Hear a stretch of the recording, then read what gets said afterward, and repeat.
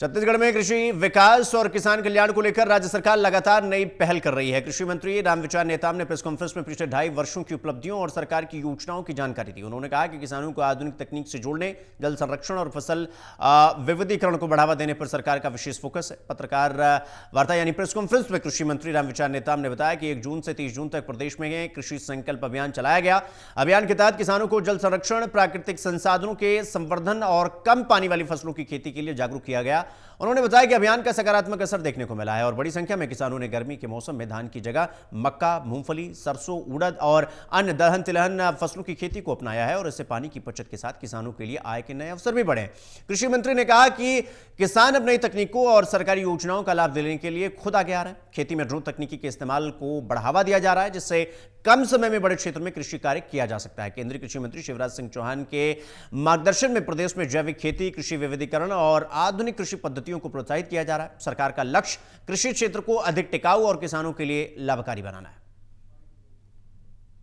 अधिक उन क्षेत्रों में हमारे बहनें इतना सबल हो चुकी हैं कि स्वयं आगे बढ़कर के ड्रोन मांग कर रही हैं। उन्होंने पूरा तर्क के साथ बताया कि हम 1 घंटे में 25-50 एकड़ हम जमीन जो है इसे कवर कर लेंगे और हमारी आय भी इसमें बढ़ेगी। तो इस प्रकार के स्कीम आज सभी जगह लॉन्चिंग कर रहे हैं, योजना का लाभ दे रहे हैं। इस दिशा में हम आगे बढ़ेंगे। आगे चल कर के अगर हम इन मैदानी क्षेत्र की बात करें तो मैदानी क्षेत्र में ज़्यादातर धान की उपज बहुत अधिक लेते हैं। धान वाला क्षेत्र है और इन क्षेत्रों में बम्पर क्रॉप भी है। तो उसको देखते हुए इस बार गर्मियों का धान जो लेने वाले थे उन किसान भाइयों ने एक बहुत ही समझदारी से काम लिया और एक अनुकरणीय प्रयास किया।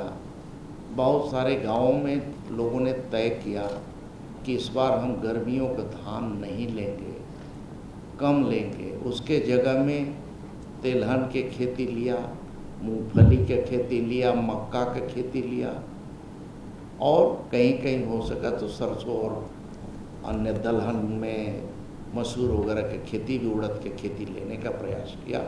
सूरजमुखी का भी अच्छा क्षेत्र बढ़ा।